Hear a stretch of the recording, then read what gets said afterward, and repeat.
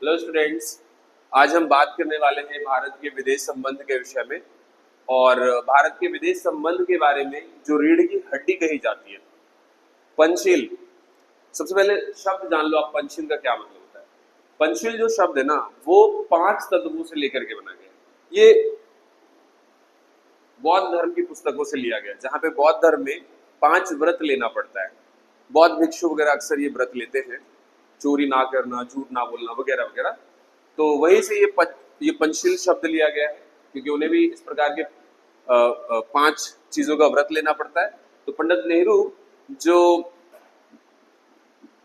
भारत और चीन के बीच के संबंध को सुधारना चाहते थे, तो उन्होंने भी इस शब्द को, पंचशील शब्द को, बौद्ध भिक्षुओं की पुस्तकों से लिया है। पंचशील का मतलब होता है 5 नियमों पे आधारित, 5 तत्वों पे आधारित नियम। तो बात करते हैं पंचशील था क्या, हुआ कैसे, और भारत की विदेश नीति का बैकबोन कहा जाता है। It is so called backbone. ठीक है। तो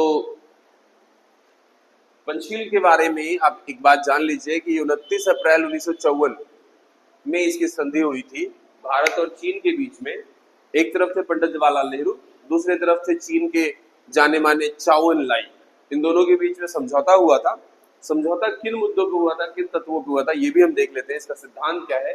जैसा कि मैंने बताया कि पंचशील जो शब्द है वो बौद्ध भिक्षुओं के पुस्तकों से लिया गया है, तो वो भी 5 तत्वों पर आधारित है। तो ऑब्वियसली पंचशील जो हमारा विदेश नीति है वो भी 5 तत्वों पे जरूर आधारित होना चाहिए। तो वे 5 सिद्धांत क्या है। एक दूसरे पर अनाक्रमण, मतलब हमला ना करना।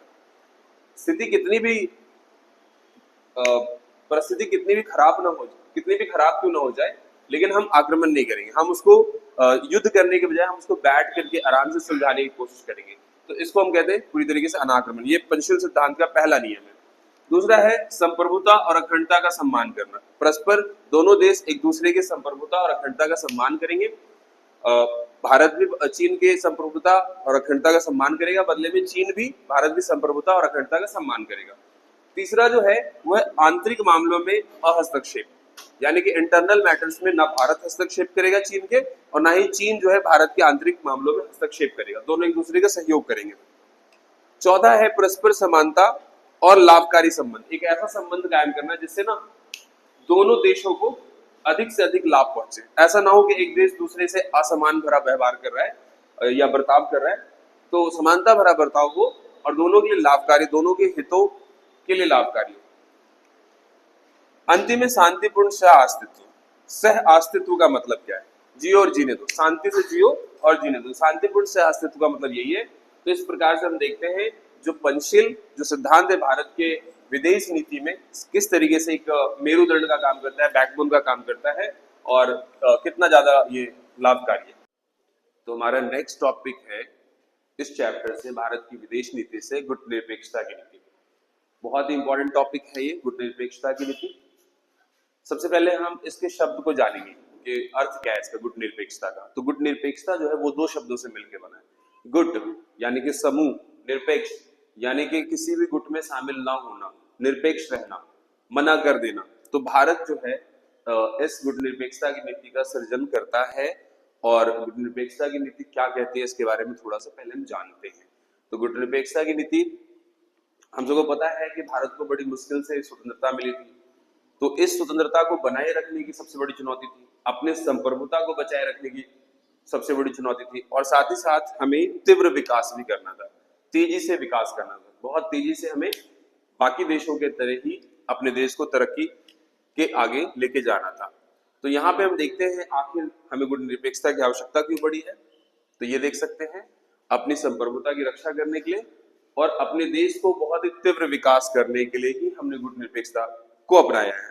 अगर हम गुटनिरपेक्षता नहीं अपनाते तो क्या होता, भारत यदि युद्ध में संलग्न हो जाता, युद्ध में सम्मिलित हो जाता, तो क्या होता, भारत क्या अपनी संप्रभुता की रक्षा कर पाता, नहीं कर पाता। क्या भारत आर्थिक विकास कर पाता, नहीं कर पाता। आज हम कह रहे हैं कि भारत जो है विश्व का 5वां सबसे बड़ा अर्थव्यवस्था है। किस आधार पे कह रहे हैं, कहीं ना कहीं गुटनिरपेक्ष रहने की वजह से ही है। अगर हम युद्ध में संलग्न होते, युद्ध में सम्मिलित होते, तो भारत का भविष्य कहाँ होता, इस बात का आप अंदाजा लगा सकते हैं। और कहीं ना कहीं शीत युद्ध के होड़ में भी अगर भारत होता तो आप समझ सकते हैं भारत कहाँ होता। तो इस वजह से भारत ने अपने आप को गुटनिरपेक्ष रहना ही ज्यादा बेहतर समझा। ठीक है, गुटनिरपेक्षता की बारी क्यों आई? तो हमें पता है कि शीत युद्ध का दौर चल रहा था जहां पे दो सुपर पावर थे, एक अमेरिका और एक सोवियत संघ। तो एक ने नाटो चला रखा था, नॉर्थ अटलांटिक ट्रीटी ऑर्गेनाइजेशन, और एक ने वार्सा चला रखा था। दोनों के दोनों देश आर्थिक सहायता प्रदान करते थे। अमेरिका मार्शल योजना के तहत धन देता था और देशों को अपने गुट में सम्मिलित करता। उसी प्रकार से सोवियत संघ आर्थिक सहायता, मोल्टोव योजना के तहत आर्थिक सहायता देकर के कई सारे देशों को अपने पक्ष में कर लिया था। तो ये बात तो आप जानते ही है भली भांति कि छत छीनकर कंबल बांटना नेताओं की पुरानी रीत रही है, इसमें कुछ नया नहीं है। तो यहाँ पे देखेंगे जो अपने आप को महाशक्ति कहते हैं, विश्व के बहुत बड़े नेता कहते हैं, वो छोटे छोटे देशों को या इस प्रकार के अन्य देशों को अपने साथ शामिल कर रहे थे। दरअसल जो हथियारों का होड़ था, हथियारों का होड़ एक स्थान पे पहुंचकर रुक गया। भाई न्यूक्लियर से आगे क्या जाओगे? तो हथियारों का होड़ जब समाप्त हो गया तो वहां पे नया होड़ शुरू हुआ था, वो है गुटों का होड़। और आप देख भी सकते हैं, आप देख सकते हैं कि किस प्रकार से अमेरिका जो है आर्थिक सहायता मार्शल योजना के तहत देकर देशों को अपने पक्ष में मिलाने में लगा हुआ था, और सोवियत संघ भी इसी प्रकार से मोल्टोव योजना के तहत कई सारे देशों को अपने पक्ष में मिलाने में लगा हुआ था। इसका एक अच्छा खासा एग्जाम्पल आप पाकिस्तान का ले सकते हैं। पाकिस्तान जो है अमेरिका के खेमे में चला गया था और बहुत सारी आर्थिक धनराशि मिली थी उसे। उस समय पाकिस्तान की अर्थव्यवस्था भारत की अर्थव्यवस्था से बहुत ज्यादा आगे निकल गई। ऐसा लग रहा था पाकिस्तान बहुत ज्यादा प्रॉस्पेरस हो चुका है, बहुत ज्यादा खुशहाल हो चुका है। लेकिन पाकिस्तान को नहीं पता था कि उसने क्या बेचा है। अपनी स्वतंत्रता, अपने विदेश के फैसले, नीतियों को वो तय नहीं कर पाएगा। इस बड़ी चीज को वो गवा दिया है, जो कि भारत ने नहीं गवाया है। तो चलिए आगे बढ़ते हैं। यहीं से हम देखते हैं अगला जो हमारा इसमें नेक्स्ट टॉपिक है वो है बी औपनिवेशीकरण। तो जैसा कि मैंने बताया, भारत सिर्फ न गुटनिरपेक्ष रह के इन दो गुटों की बुराइयां किया है, बल्कि इन दो गुटों के बुराइयों के साथ साथ भारत इस दो विचारधाराओं को भी डायल्यूट किया है। मतलब अब तक विश्व पटल पर दो ही विचारधाराएं थी, या तो उदारवादी पूंजीवादी विचारधारा या समाजवादी विचारधारा।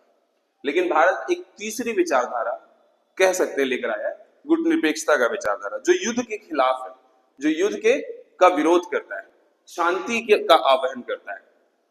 तो इसमें हम देखते हैं भारत जो है उस समय स्वतंत्र होने के पश्चात अन्य देशों के लिए उपनिवेशवाद के खिलाफ एक मुहिम छेड़ा, और अफ्रीका के कई सारे मुल्कों के लिए भारत ने जो है स्वतंत्रता की मांग की। इसी को लेकर के आगे आप देखते हैं एफ्रो एशियाई संबंध बढ़ा। अफ्रीका के कई सारे देश जो है भारत के नजदीक आए, क्योंकि भारत कहीं ना कहीं गुटनिरपेक्षता की बात करता था, शांति की बात करता था। इस कड़ी में 1955 में इंडोनेशिया के शहर बाडुंग में एक एफ्रो एशियाई बहुत बड़ा सम्मेलन आयोजित किया गया, और यहीं से इसकी अफ्रीका और एशिया की मित्रता की नींव पड़ी है। और आगे चल करके सितंबर 1961 में बेलग्रेड में प्रथम गुटनिरपेक्ष सम्मेलन कायम हुआ, और यहीं से गुटनिरपेक्षता जो है आगे बढ़ता रहा। लेकिन अभी भी गुटनिरपेक्षता का जो समूह है वो कायम है। अब प्रश्न ये उठता है कि क्या जब शीत युद्ध का दौर ही नहीं है तो गुटनिरपेक्षता की कोई प्रासंगिकता है या नहीं? तो देखिए, शीत युद्ध भले ही खत्म हो गया हो, और गुटनिरपेक्षता समूह जो है वो इसलिए शुरू हुआ है नॉन अलाइन कि उन दो गुटों में नहीं जाना है। और हमें अच्छा खासा पता है कि अब सोवियत संघ रहा भी नहीं है, डिसइंटीग्रेट हो चुका है। तो ऐसे में क्या गुटनिरपेक्षता का कोई संदर्भ है, कोई इसका रिलेवेंस है?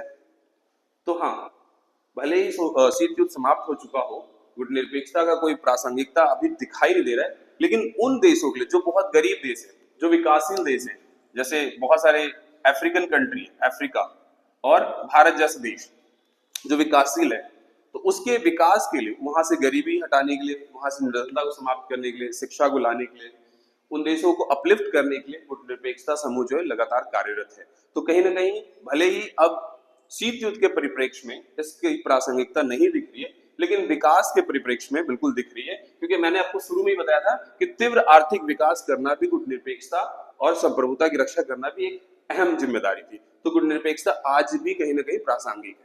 बात करते हैं अध्याय 4 के विषय में, और ये चैप्टर का नाम है भारत का विदेश संबंध। तो विदेश संबंध में किसी भी देश का विदेश संबंध नीतियों पर आधारित होता है। तो जो मोटे मोटे नीति है भारत के विदेश संबंध के विषय में, वो मैं आज आपके लिए लेकर आया हूँ और इसके ऊपर हम डिस्कशन करेंगे, चर्चा करेंगे और देखेंगे कौन कौन से आपके डाउट्स है उसको दूर करने की कोशिश करेंगे। तो सबसे पहले हम बात कर लेते हैं भारत की विदेश नीति में सबसे महत्वपूर्ण विदेश नीति जो है वो है निशस्त्रीकरण। निशस्त्रीकरण का क्या मतलब है? शस्त्रों के होड़ को खत्म करना, शस्त्र को खत्म करना, शस्त्रों को समाप्त करना।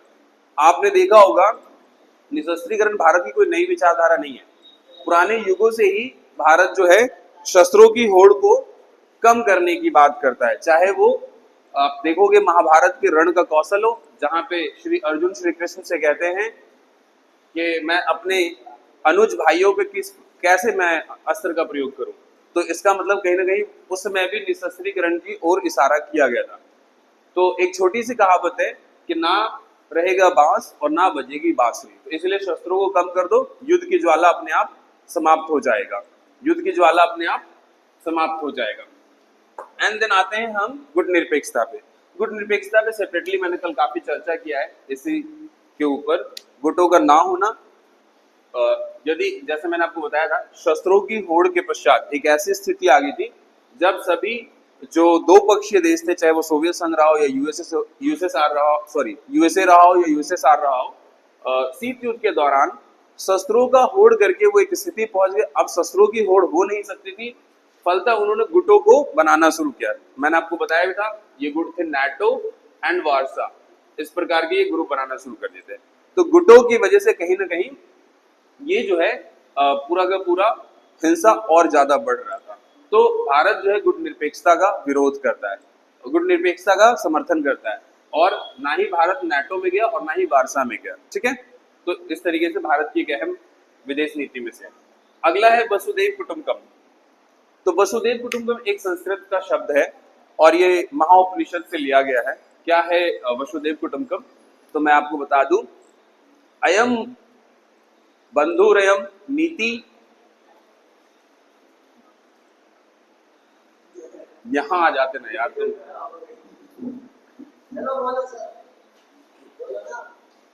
तो बात करते हैं वसुधैव कुटुंबकम के विषय में। ये हमारे शास्त्रों से लिया गया है, ये महाउपनिषद से लिया गया है वसुधैव कुटुंबकम। वसुधैव कुटुंबकम का क्या अर्थ है? अयम बंधुरयम नीति गणना लघु चेतनाम उदार चरिताना तू वसुधैव कुटुंबकम। इसका मतलब ये है कि हमारा जो चरित्र होना चाहिए उदार होना चाहिए। इसका एक्चुअल अर्थ समझने के लिए आपको ये जानना होगा कि हमारा पूरा संसार ही हमारा परिवार है। ये नहीं कि मतलब ऐसा समझिए इसे कि तुम मेरे भाई हो वह मेरा भाई नहीं है, तुम मेरे जाति धर्म के हो वह नहीं है, ऐसा कुछ नहीं है। इस वसुधैव कुटुंबकम के द्वारा हम ये समझ सकते हैं कि ये समस्त संसार ही हमारा भाई है और हमारे रिश्तेदार है। तो हम हमारे लिए सभी लोग हैं और हम सभी के लिए। तो वसुधैव कुटुंबकम का ये अर्थ है, यानी कि हम सभी का स्वागत करते हैं अपने देश में, अपने मुल्क में। जो नेक्स्ट हमारा भारत का विदेश नीति है वो अंतर्राष्ट्रीय मामलों में सक्रिय भागीदारी। अक्रिय भागीदारी नहीं, सक्रिय भागीदारी। सक्रिय भागीदारी यह दर्शाता है कि हम अपनी बात अंतर्राष्ट्रीय स्तर पर खुलकर रखते हैं, किसी भी प्रकार से अंतर्राष्ट्रीय स्तर पर अंतर्राष्ट्रीय मामलों में किसी भी प्रकार से कोई संकोच नहीं करते। अंतर्राष्ट्रीय मामलों पर हम अपनी बात को खुले तौर पर रखते हैं और जायज को जायज और गलत को गलत कहते हैं। यानी कि अगर कहीं पे हमें किसी शब्द की, किसी नीति की आलोचना करनी है तो हम आलोचना करते हैं, और हमें किसी नीति की भर्त्सना करनी है तो हम भर्त्सना करते हैं, और यदि हमें किसी नीति का पक्ष लेना है तो हम खुले तौर पर लेते हैं। जैसे कई बार ऐसे भारत के समक्ष मौके आए, जैसे आप देख लो कोरियाई युद्ध, भारत ने खुल करके इसका जो है कि निंदा किया है। पंचशील 5 तत्वों से मिलकर बना है, और ये बुद्ध लोग जो होते हैं 5 व्रत रखते हैं, उन 5 व्रत में से होता है चोरी ना करना, झूठ ना बोलना। वैसे ही तो पंडित नेहरू ने इसी प्रकार से 5 तत्वों को मिला के एक नीति तैयार किया था, पंचशील है। मैंने डिस्कस भी किया हूँ इसी वीडियो के प्रीवियसली, आप देख सकते हो। पंचशील 5 तत्वों से मिलकर बना है। आक्रमण ना करना, शांतिपूर्ण सहअस्तित्व बनाए रखना, एक दूसरे के मामलों में हस्तक्षेप ना करना, इस प्रकार से। अगला है भारत की विदेश नीति साम्राज्यवाद का विरोध। साम्राज्यवाद क्या है? जब एक देश किसी दूसरे देश पर जाकर शक्तिशाली देश दूसरे देश के के ऊपर उसे गुलाम बना ले अथवा कब्जा कर ले, जैसे भारत के साथ स्वयं हुआ है। आप देखते हैं ईस्ट इंडिया कंपनी भारत आया, पहले उपनिवेशवाद किया यानी कि व्यापार किया, व्यापारिक एकाधिकार किया, धीरे धीरे वह यहाँ अपना साम्राज्य स्थापित कर लिया। तो आपको पता है साम्राज्यवाद की वजह से भारत पिछड़ गया, बहुत सारे अफ्रीका के मुल्क पिछड़ गए, अल्प विकसित रह गए और यहाँ का संसाधनों को लूटा गया, दोहन किया गया। दादा भाई नौरोजी भारत के प्रथम अर्थशास्त्री थे जिन्होंने ड्रेन थ्योरी दिया है और बताया क्या किस प्रकार से भारत से धनों का निष्कासन हुआ है। तो साम्राज्यवाद का सीधा सीधा प्रभाव ये रहता है कि जिस देश के ऊपर साम्राज्यवाद स्थापित किया जाता है वह देश पूरी तरीके से पिछड़ जाता है, कमजोर हो जाता है, गरीब हो जाता है। अगला है भारत की विदेश नीति का अंतर्राष्ट्रीय विवादों का शांतिपूर्ण तरीके से हल। जी हाँ, कोई भी अंतर्राष्ट्रीय मसला हो उन मसलों को सुलझाने के लिए शांतिपूर्ण तरीका अपनाना, ना कि युद्ध का तरीका अपनाना, ना कि हिंसा का तरीका अपनाना। तो कोई भी अंतर्राष्ट्रीय मामला ऐसा है उसको आराम से बैठ करके हल निकालना। लास्ट बट नॉट लिस्ट, मानव अधिकारों की रक्षा करना। जी हाँ, भारत की विदेश नीति सीधा सीधा दिखाता है कि हमें विश्व पटल पर सभी मानव अधिकारों की रक्षा करना है। वो कॉमन है, किस देश का है नो मैटर, मानव मानव होता है और मानव अधिकार जो है यूएन का एक तरीके से हम कह सकते हैं पिलर है, स्तंभ है, और मानव की रक्षा करना ही जो है कि सभी लोगों का कर्तव्य होना चाहिए। भारत ने अपने विदेश नीति के तत्वों में से सम्मिलित करके ये दिखाने की कोशिश की है कि मानव अधिकार भी महत्वपूर्ण है। तो इस तरीके से हम देख सकते हैं भारत की विदेश संबंध के विषय में, तो भारत की विदेश नीति तय करता है कि भारत का विदेश संबंध कैसा होगा।